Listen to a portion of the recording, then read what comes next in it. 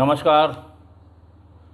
आज मैं फिर आपके समक्ष एक और इंसिडेंट, एक और घटना क्राइम की लेकर उपस्थित हुआ हूँ, जो मेरे रेंज के एक ज़िले बरेली में घटी थी।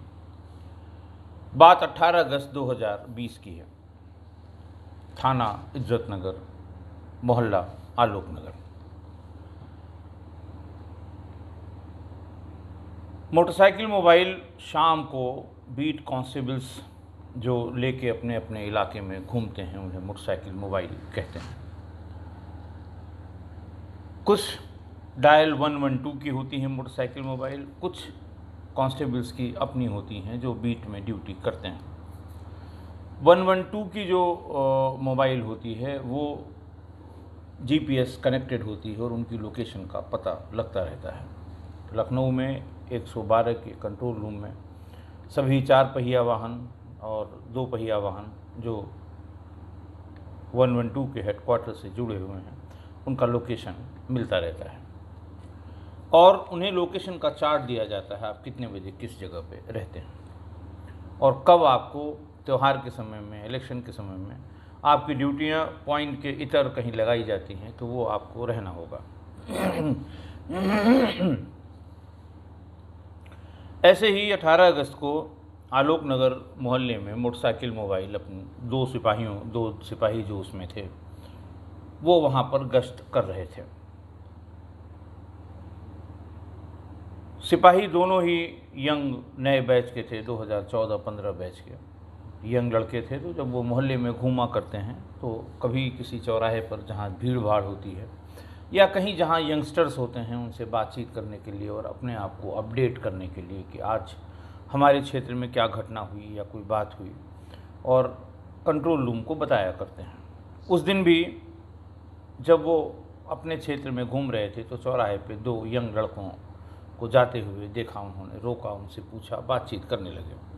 क्या हाल चाल है ये पूछा। इस पर तब तक और बच्चे आ गए और जो रोज़ मिलने वाले बच्चे थे उन्होंने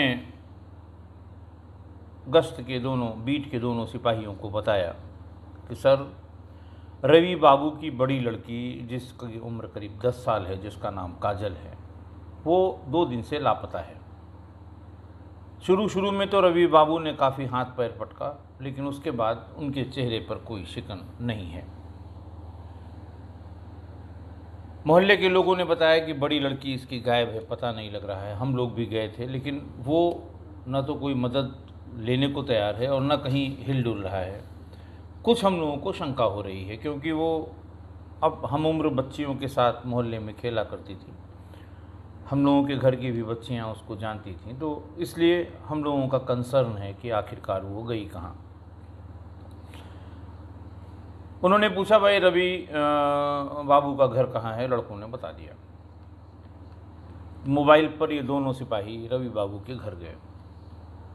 वहाँ पर रवि बाबू तो नहीं मिला, लेकिन उसकी पत्नी राधा मिली। राधा से सिपाहियों ने पूछताछ की कि भाई काजल कहाँ है। राधा ने बताया कि 2 दिन हो गया साहब, वो निकली है घर से, आई नहीं लौट के, और कुछ घर में झगड़ा करके गई थी और उसको ढूंढने ही हमारे पति यानी रवि बाबू गए हुए हैं और अभी तक कुछ पता नहीं लगा है। बीट कांस्टेबल्स ने उनसे कहा कि आपने क्या इसकी गुमशुदगी लिखवाई है? तो उसने कहा, साहब ये बात मुझे नहीं पता, मेरे पति ही इस बात को बता सकते हैं। कांस्टेबल्स ने कहा कि जब आपके पति आ जाएं तो उन्हें बताइएगा कि बच्ची की एक फ़ोटो और उसका हुलिया, किस उस समय जब गई थी क्या पहने हुई थी, क्या रंग है, कितना हाइट है, ये सब उसने बताया कि कागज़ पे लिख के ले आएंगे तो उनकी गुमशुदगी लिखवा दी जाएगी। उन्होंने कहा, बिल्कुल ठीक है, जैसे ही मेरे पति आते हैं मैं उनको बता दूंगी। ये बात कह के दोनों सिपाही वापस चले गए। वापस लौटते समय फिर वही 2 बच्चे मिले जिन्होंने ये सूचना दी थी कि लड़की उनकी गायब है, बड़ी लड़की काजल गायब है। उन दोनों बच्चों से भी बीट कांस्टेबल्स ने कहा कि अगर रवि बाबू दिखाई पड़ जाए तो बता देना कि थाने चले आएंगे और आके अपनी बच्ची की गुमशुदगी लिखा देंगे। रात में रवि बाबू घर आ गए। आते ही उनकी पत्नी ने कहा कि 2 सिपाही आए थे, काजल के बारे में पूछ रहे थे, और उन्होंने ये भी कहा है कि फ़ोटो और हुलिया दोनों लिख के थाने पर चले जाएं और वहाँ पर पहले गुमशुदगी लिखवाएं।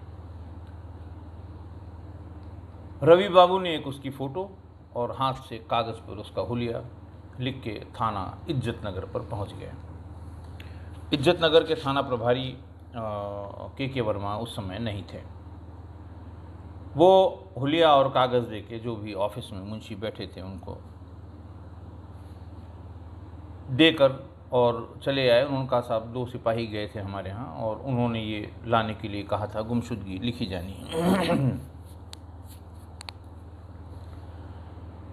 बात ख़त्म हो गई। फिर उसी जिस दिन उसने गुमशुदगी के लिए कागज़ दिया, यानी जिस दिन पहली बार कांस्टेबल्स को पता लगा, उसके अगले दिन फिर बीट कांस्टेबल्स अपनी रूटीन विज़िट में पहुँचे। लोगों को पता था कि आएंगे तो कहाँ रुकेंगे, कहाँ लोगों से पूछताछ करते हैं, कहीं चाय पीते हैं, बैठ के गप करते हैं, लोगों को बुलाते हैं, जानकारी करते हैं। इस बार ज़्यादा लोग वेट कर रहे थे उन सिपाहियों के आने का। कुछ जो हम उम्र लड़के थे सिपाहियों के, उन्होंने फ़ोन भी कर दिया था कि काफ़ी लोग आपका इंतज़ार कर रहे हैं, ये दोनों पहुंच गए। वहाँ लोगों ने बताया कि साहब जहाँ जिसके यहाँ आप कल गए थे, वो उसने अपनी लड़की को मार के आंगन में जहाँ गाय बांधी जाती है वहाँ गाड़ दिया है, और बता नहीं रहा है, इसीलिए उसका कोई किसी की बात का न जवाब दे रहा है, न उसका कोई इंटरेस्ट है बच्ची को ढूंढने में। बात बहुत गंभीर थी। सिपाहियों ने फ़ौरन इंस्पेक्टर को फ़ोन किया। के वर्मा से बताया कि साहब जिस बच्ची की गुमशुदगी के लिए कल हम लोग आए थे और आज सुबह उसके बाप रवि बाबू ने गुमशुदगी लिखवाई है 10 वर्षीय बच्ची काजल की, उसके बारे में लोगों को ये कहना है कि उसको इन्हीं पति पत्नी ने मार के आंगन में ही गाड़ दिया है। आप आ जाएं और बात को पहले समझ लें, फिर मजिस्ट्रेट से बात करके गड्ढे को खुदवाया जाए। चूँकि बात गंभीर थी, इंस्पेक्टर इज्जत नगर के वर्मा दल बल के साथ तुरंत पहुंच गए और वहां पर रवि बाबू के मकान पर आलोक नगर में भीतर गए और उन्होंने कहा भाई मुझे घर की तलाशी लेनी है।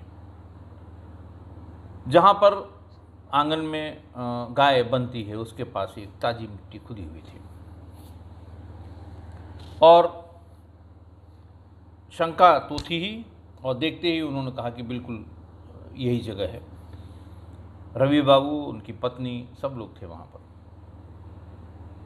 उनसे कहा कि भाई ये क्यों खोदी गई है, और तुरंत जवाब आया कि साहब मेरी घरेलू कुतिया, उसको भी किसी ने मार दिया था, वो मर गई थी, इसलिए उसको हम लोगों ने यहीं घर के भीतर गाड़ दिया था। रवि बाबू तुरंत फावड़ा लाए, बोले आदेश हो तो मैं सर इसको अभी खोद के दिखा दूं, इसमें घरेलू कुतिया गड़ी हुई है।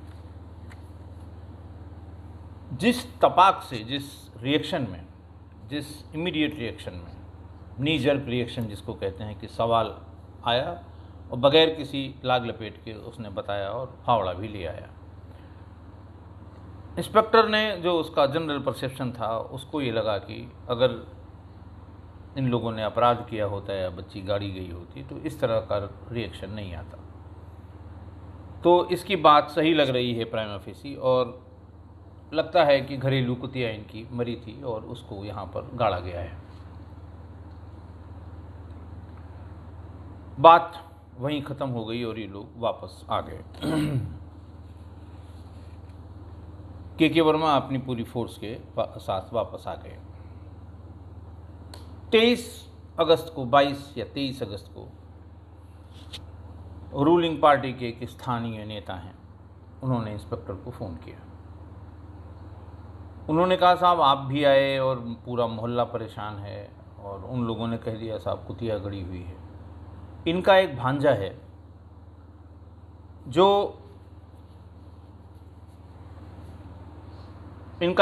है जो करमपुर चौधरी में कारपेंटरी का काम करता है, सगा भांजा है रवि बाबू का।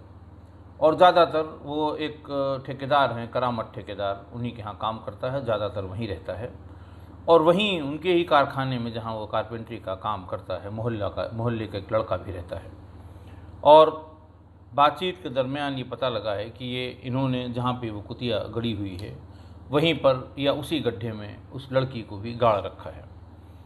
आप इसके भांजे सूरज को करमपुर चौधरी गांव से कारपेंटर करामत ठेकेदार के यहाँ से मंगवा लें, सब बातें बुलवा लें और सब बातें क्लियर हो जाएंगी। और मेरे ख्याल से आप आ जाएं यहाँ पर और सब चीज़ें क्लियर हो जाएंगी, क्योंकि आज 4 दिन हो गया बच्ची का कोई पता नहीं लग रहा है। इंस्पेक्टर ने तुरंत एक एसआई को भेजा और कहा कि जाके करामत ठेकेदार के उसमें जो उसकी जगह है, जो उसका कारखाना है, वहाँ से सूरज को बुला लाओ। सूरज थाने पर लाया गया। पहले तो फिर इधर उधर की बातें करता रहा, फिर उसने पूरी बात बतानी शुरू की कि क्या बैकग्राउंड है और क्या कैसे ये वारदात हुई, क्या क्या हुआ।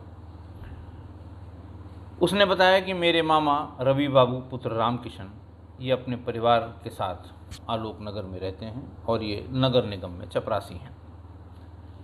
कुछ साल पहले मेरी पहली वाली मामी यानी रवि बाबू की पहली पत्नी का देहांत हो गया था।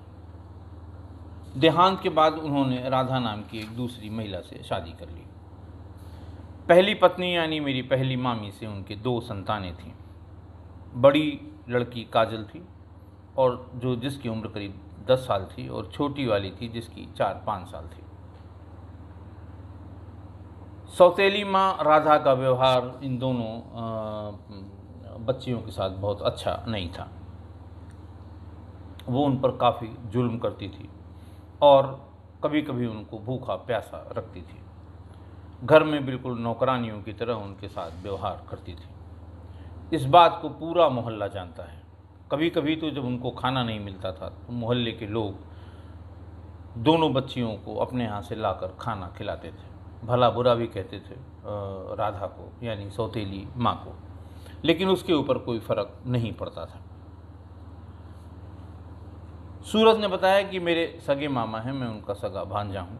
उसका पूरा नाम, उसके फादर का नाम ओम प्रकाश है और बचपन से ही वो अपने मामा मामी के पास रहता है और वर्तमान में करमपुर चौधरी गांव में करामत नामक ठेकेदार के यहाँ कारपेंटरी का काम करता है, उसके कारखाने में, और ज़्यादातर समय वो वहीं पर रह भी जाता है। उसने बताया कि 20 तारीख को मेरे मामा रवि बाबू ने मेरे ठेकेदार करामत को फ़ोन किया और उनसे कहा कि सूरज को तुरंत मेरे घर पर भेज दो, बहुत अर्जेंट काम है। हमारे ठेकेदार करामत ने कहा कि कौन सा ऐसा अर्जेंट काम है, वो काम में लगा हुआ है। बोले बहुत अर्जेंट है, हमारे घर वाली जो घरेलू कुतिया है किसी ने उसको मार दिया है, उसको बाहर फेंकवाना है। थोड़ी देर का काम है, वो आ जाए, उसको बाहर फेंक दे और चला जाए। जब ये खबर ठेकेदार ने सूरज को दी, सूरज ने बताया, तो वो तुरंत भाग के अपने मामा के यहाँ पहुँच गया। वहाँ इसने देखा घर में कि उनकी पालतू कुतिया, जिससे वो भी परिचित था, उसको किसी ने घायल कर दिया था, वो मरी पड़ी हुई है। उसने कहा साहब मैंने भी अफसोस किया कि बहुत पुराना बड़ा वफादार जानवर था, ये कुतिया थी, और इसको पता नहीं किसने मार दिया।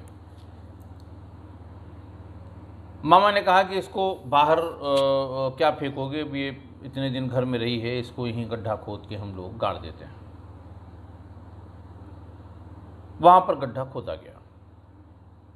सूरज का कहना है कि इसी बीच में मेरी नज़र गाय बांधने वाले कमरे में पड़ी, जहाँ एक और गड्ढा खुदा हुआ था, और ये भी पता लगा कि काजल 2 दिन से नहीं मिल रही है, कहीं चली गई है। सूरज ने बताया कि जहाँ पर ये कुत्ते को गाड़ा गया है, उसी के पास में गड्ढे में काजल को भी गाड़ा गया है। ये उसका शक था, क्योंकि कमरे के भीतर इतना गड्ढा, बड़ा गड्ढा, और उसका मिट्टी उसकी ऊपर बाहर फेंकी हुई, इसके पीछे दूसरा कोई प्रयोजन नहीं हो सकता। जैसे ही ये बात पता लगी, पूरे थाने ने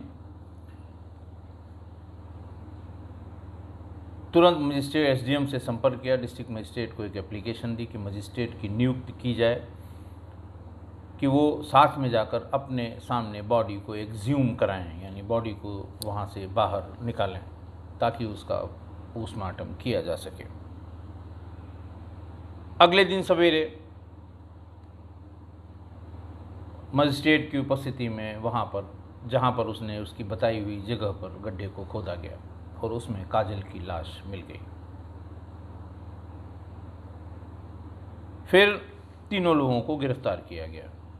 रवि बाबू, राधा देवी उनकी पत्नी और पत्नी की भाभी रितु, ये तीनों ही लोग उस समय घर पे थे। गिरफ्तार करके फिर राधा देवी और रितु पर कार्रवाई शुरू की गई। आप समझ सकते हैं कौन सी कार्रवाई शुरू की गई होगी। जैसे ही बॉडी निकली, पोस्टमार्टम के लिए भेजा गया। सूरज की प्रार्थना पत्र पे एफआईआर लिखी गई। मुकदमा अपराध संख्या 718/2020, धारा 302/201। पंचायतनामा भरा गया। पंचायतनामा भर के पोस्टमार्टम के लिए बॉडी भेज दी गई। पोस्टमार्टम रिपोर्ट भी शाम तक आ गई। Cause of death shock and haemorrhage due to antemortem injuries, यानी गंभीर चोट, सदमा और अधिक रक्तस्राव के कारण बच्ची की डेथ हुई थी। फिर शुरू किया गया पूछताछ का सिलसिला। रवि बाबू से पहले उनकी पत्नी राधा और राधा की भाभी रितु से पूछताछ शुरू हुई। शुरू में कोई कितना भी सरल आदमी हो, कितना भी कमज़ोर आदमी हो, शुरू में वो कभी मानने को तैयार नहीं होता कि उससे कोई गलती हुई है या उसने कोई क्राइम किया है। लेकिन फिर जब नियमावली से अपना काम आप शुरू करिए तो किसी न किसी स्टेज पर जाकर वो टूटते हैं, और एक स्टेज पर जाकर ये भी टूट गई। कारण पूछा गया कि आखिर क्या कारण है, कितना इस तरह से इसके साथ बर्ताव किया गया। तो कारण ये बताया कि ये बड़ी हो गई थी, 10 वर्ष की हो गई थी, समझदार हो गई थी। रवि बाबू दिन में अपने कामकाज के सिलसिले में बाहर रहता था। घर में 2 महिलाएं रहती थीं, एक राधा और एक उसकी भाभी रितु, और 2 ही बच्चियां थीं। बड़ी काजल थी, छोटी बहुत छोटी थी उम्र में, वो ज़्यादातर खेलती ही रहती थी। और खेलती क्या रहती थी, ये खेलने के लिए बाहर भेज दिया करती थी। लेकिन रितु कभी कभी जिद पकड़ लेती थी, वो खेलने के लिए नहीं जाती थी। जो लोग बाहर से जिनकी आवाजाही होती थी, आप समझ सकते हैं क्या वजह रही होगी। कभी कभी किसी से वो नाम पता भी पूछ लेती थी, कौन हो, किससे मिलने आए हो, पापा घर पर नहीं हैं। इस उसकी आदत से दोनों महिलाएं बहुत इरिटेट हो गईं। उसको पीटा करती थीं, उसे मारा करती थीं, उसे कहती थी तुम बाहर रहा करो, उसे खाना नहीं देती थीं। लेकिन उसका अटैचमेंट अपने पिता से बहुत ज़्यादा था। वो हर किसी को ये बताती थी कि पिताजी हैं कि नहीं हैं, और शाम को अपने पिता से जिक्र करती थी कि फलां फलां आए थे। पूछने पर राधा और रितु मना कर देती थी कि ये झूठ बोलती है। इन लोगों ने बैठ के, पहले तो दोनों महिलाओं ने डिसाइड किया कि इसे अपने रास्ते से हटाना है, लेकिन बिना रितु बाबू के, बिना रवि बाबू के ये संभव नहीं था। रवि बाबू को भी इन्होंने कॉन्फिडेंस में लिया कि देखिए बदनामी कर रही है घूम घूम के, और दिमाग इसका ठीक नहीं है। कभी कभी कहने लगी कि ये मानसिक रूप से बीमार है। रवि बाबू इसका प्रतिरोध करता था कि नहीं, मानसिक रूप से बीमार नहीं है, मैं समझाऊंगा। बहरहाल इन लोगों ने तय किया कि इसको मार ही देना उचित होगा। एक दिन तय करने के बाद उसी कमरे में जो कपड़ा धोने वाली थपकनी बोलते हैं, पिटना जिसे कहते हैं, लकड़ी का होता है, महिलाएं घर में इस्तेमाल करती हैं कपड़े को धोने के लिए। जब उसको साबुन वाबुन या सर्फ या कोई डिटर्जेंट लगा लेती हैं तो उसको ज़ोर ज़ोर से उस पर पटकती हैं ताकि उसके फोर्स की वजह से जो गंदगी है वो बाहर निकल जाए। उसी थपकनी से पीट पीट कर काजल को मार दिया। उसकी बॉडी को ये बाहर डिस्पोज करना चाहते थे कि जंगल में कहीं फेंक देंगे। दिन भर प्रयास किया लेकिन कभी ऐसा समय या जगह नहीं मिली कि ये उसको, इस बीच में उन्होंने उसको बड़े वाले बक्से के नीचे जो थोड़ी सी जगह होती है, ईंट से और ऊपर करके वहाँ छिपा दिया कि किसी की नज़र न पड़े। दूसरे दिन के बाद तीसरे दिन जब इनको ऐसा प्रतीत होने लगा कि इसमें शायद कुछ बदबू आने लगी या आने वाली है, तो इन्होंने उसका दूसरा तरीका सोचा। घर के चाकू से अपनी पालतू कुतिया को मार दिया और उसके बहाने गड्ढा खोदकर गाड़ने की तरकीब इन्होंने निकाली और लगभग ये अपने तरकीब में कामयाब भी हो गए थे। घर की कुतिया मरी थी, ये सबको पता था। कैसे मरी थी उनका साहब, गर्दन में इसके तार फंस गया था, भाग रही थी, तार फंस गया था, ले आए, मर गई। एक बार इंस्पेक्टर दल बल के साथ जा चुका था, पूछ चुका था और बता चुके थे साहब घर की कुतिया मरी है, वही गाड़ी है। लेकिन इंस्पेक्टर ने ये पूछा था कि कभी भी कुत्ते को घर में नहीं गाड़ते हैं, कितना भी लाडला हो, कितना भी प्यारा हो, कितना भी पालतू हो, उसको अंतिम रूप से डिस्पोज घर के बाहर ही किया जाता है। ये न तो रीति रिवाज में शामिल है, न कहीं कोई ट्रेडिशन है। इंस्पेक्टर ने जब पहली बार लौट के आया और उसे इस तरह की बात बताई गई तो उसने फ़ौरन कहा कि ये झूठ बोल रहे हैं, घर के भीतर तो कोई कुत्ता नहीं गाड़ेगा, कितना भी उसका लाडला हो। बात कुछ और है। और तब तक सूरत से बात हुई, बात खुली, मौके पर पहुँचे और फिर बॉडी एक्सह्यूम हुई, मुकदमा लिखा गया और ये तीनों लोग जेल भेजे गए, राधा, रितु और रवि बाबू। देखिए कि रितु की तो अपनी बच्ची थी, माँ का असामयिक निधन हुआ था। हालांकि माँ के निधन पर भी कुछ कंट्रोवर्सी थी। लोग कहते हैं कि उसने आत्महत्या की थी, तो कोई न कोई बात रही होगी। और अपनी ही बच्ची के साथ उसकी सौतेली माँ आंखों के सामने जुल्म करती रहे और आप बिल्कुल न बोलें। परिस्थितियाँ हर एक की अलग अलग हो सकती हैं, लेकिन एक महिला, ठीक है माँ नहीं थी, वो सौतेली माँ थी, एक बच्ची के साथ इतना क्रूर व्यवहार और एक बाप अपनी ही बच्ची के साथ इतना क्रूर व्यवहार, हम किस दिशा में जा रहे हैं?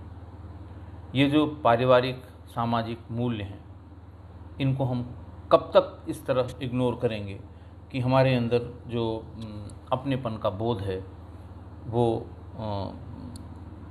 वो मरे नहीं, वो जिंदा रहे।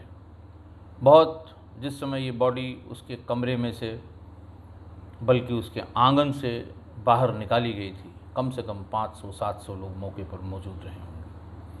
आप 24 तारीख की किसी 24 अगस्त 2020 के किसी न्यूज़पेपर में देखिए, जिसके यहाँ पर हो उपलब्धि है, या इंटरनेट एडिशन पे देखिए, कितना हृदय विदारक दृश्य था जब ये लड़की निकाली गई थी। बच्ची थी, 10 साल की थी, पूरे मोहल्ले में, घर से चूँकि उसको बहुत कोई प्यार मिलता नहीं था, घर से दुत्कार ही मिलता था, तो बाहर ही रहती थी, वो बच्चों के साथ खेलती थी।